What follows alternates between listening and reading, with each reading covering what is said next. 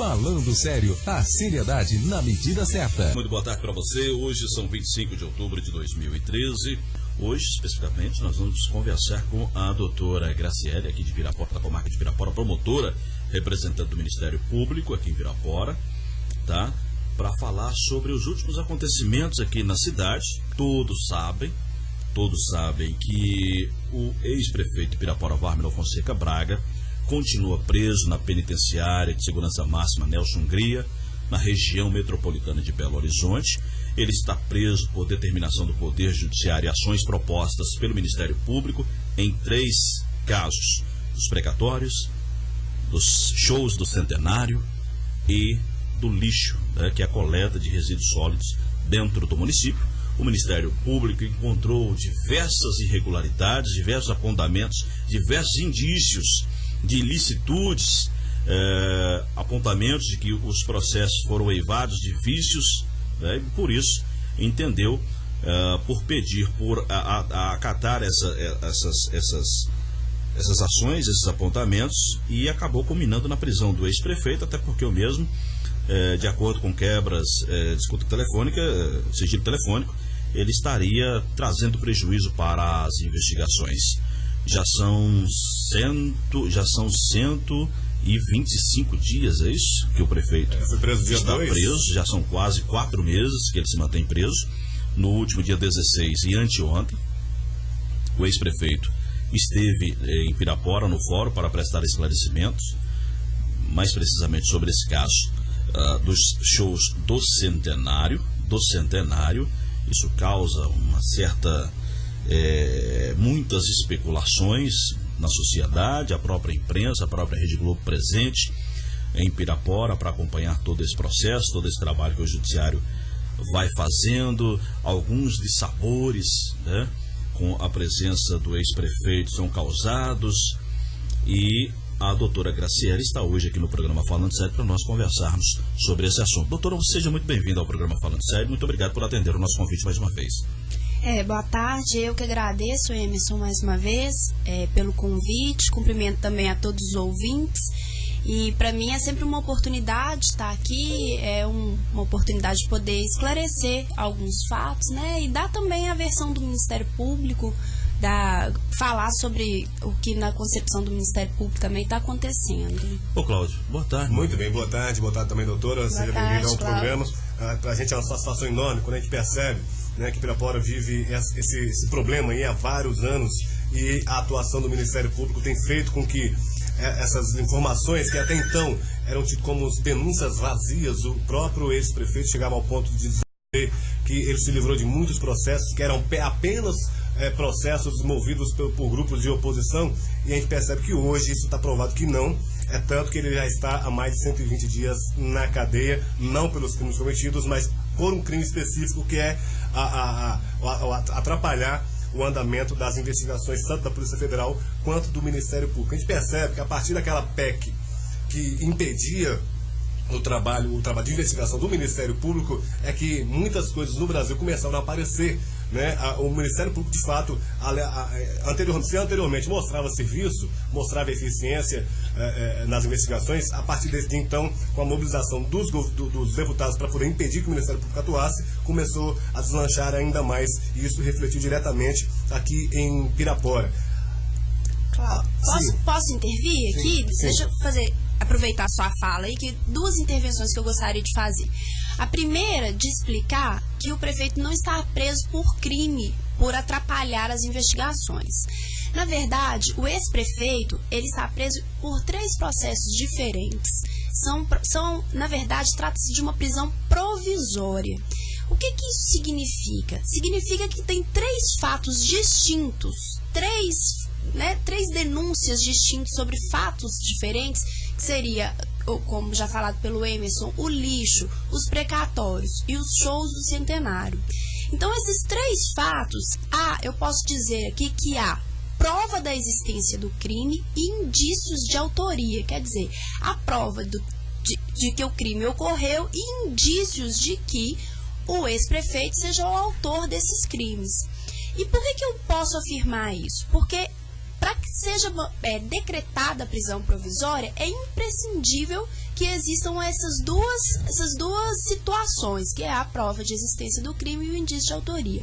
Uma coisa é o crime, outra coisa diferente é a prisão provisória. A prisão provisória, ela é decretada quando somados, né, a prova da existência do crime e o indício de autoria, e quando há uma necessidade da prisão, que a gente chama de cautela, quando a cautela é necessária. Nesses casos, por que ela era necessária? Porque na concepção do Ministério Público, autor da ação, o Ministério Público é o autor da ação, entendeu que havia risco à ordem pública e também, em dois dos processos, na conveniência da instrução criminal. O Poder Judiciário acatou, entendendo também que havia o risco, que a liberdade do ex-prefeito, ela coloca em risco a ordem pública e a conveniência da instrução criminal.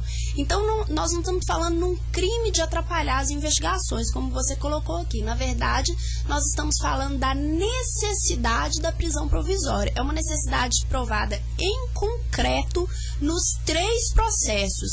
E eu digo isso, a prisão foi decretada pela então juíza de Pirapora, e todas as 3 prisões foram reavaliadas, e eu digo isso de forma bem popular, bem coloquial, quando eu digo que elas foram reavaliadas pelo Tribunal de Justiça de Minas Gerais. Por quê? Porque a defesa impetrou habeas corpus. Então, o Tribunal de Justiça teve a oportunidade de se pronunciar sobre aquelas prisões. E o Tribunal de Justiça se pronunciou e disse sim, assim como afirmado pela juíza, há indícios de autoria, a prova do crime e a necessidade da prisão.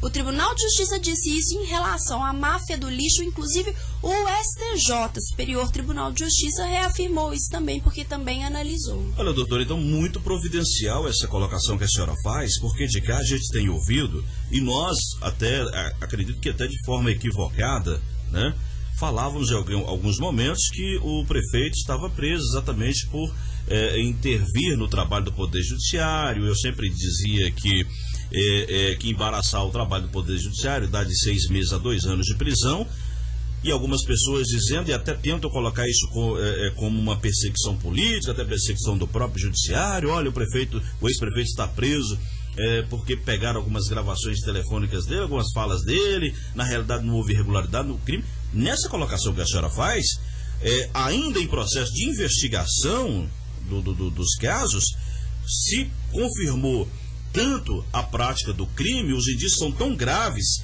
que o judiciário não viu outra alternativa senão de fato decretar a prisão dele. Então está muito mais presente os indícios do que a gente pudesse imaginar. Na verdade, é como eu disse, toda prisão provisória, todo preso, nós temos a regra constitucional é da liberdade, tá? A regra constitucional é da presunção de inocência, mas não é uma regra absoluta. Então, a lei, né, o Código de Processo Penal, prevê que há possibilidades em que essa regra, ela pode ser, a gente pode mitigar essa regra, ela cede quando há necessidade para a instrução do processo. Ou seja, quando a liberdade do denunciado, de alguma forma, vai comprometer, ou, no caso, inclusive, com o abalo da ordem pública. Que a ordem pública ela está tão abalada que a manutenção em liberdade do denunciado, ela pode causar prejuízo. Isso é genérico. Então, não é só no caso do ex-prefeito. Todo preso provisório... De funcionário público, alguma coisa nesse sentido? Não, na verdade, a transferência dele para Nelson Hungria foi em virtude do fato que ele possui curso prova da existência do crime, indício de autoria e que seja concretamente demonstrada a necessidade daquela medida. Então, assim, não servem argumentos genéricos. O crime é muito grave. Não, tem que ser no caso concreto. Compete ao Ministério Público demonstrar que naquele caso específico a medida, a prisão é necessária. Bom, no caso, por exemplo, da prisão dele no primeiro momento, no dia 2 de julho, né? Junho. que ele foi encaminhado para Montes Claros e posteriormente encaminhado para uma penitenciária de segurança máxima. Muitas pessoas questionando a necessidade da permanência dele numa penitenciária de segurança máxima. Isso foi necessário? Ele poderia ficar detido aqui na cadeia pública de Pirapora com tranquilidade ou não? Ou haveria um temor de coação de funcionário público, alguma coisa nesse sentido? Não, na verdade a transferência dele para Nelson Hungria foi em virtude do fato que ele possui curso superior. E aqui ele não teria local apropriado para permanecer em razão do curso superior. Agora a questão da inegibilidade, aliás, das empresas que foram contratadas principalmente para o show do centenário, que é o assunto em pauta. O advogado dele, doutor Sanzio, né, questionou na Inter TV que o governo federal tem brecha para que as empresas, a prefeitura faça negociação com empresas específicas e que ele não teria cometido crime nenhum. Sendo assim, então ele deveria estar solto hoje, então. Eu volto a afirmar, não há prisão ilegal. Ele está preso. As prisões foram decretadas por um juiz de direito e o Tribunal de Justiça, três desembargadores se manifestaram sobre a prisão decretada. Então, não há qualquer ilegalidade em nenhuma das decisões. Tá certo. Doutora, o ex-prefeito esteve em Pirapora no fórum prestando depoimento no dia 16 e no dia 23, agora, anteontem.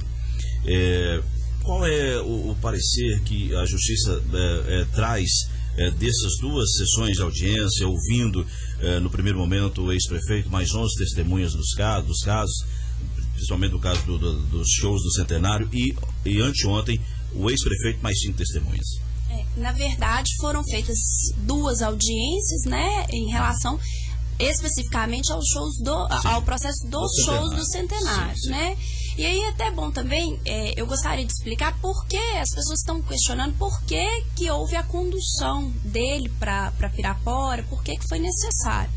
Em primeiro lugar, é direito do réu no processo penal assistir à produção da prova, né? Então, houve, como de fato houve, 2 audiências em que foram ouvidas testemunhas e que ele é direito dele estar presente.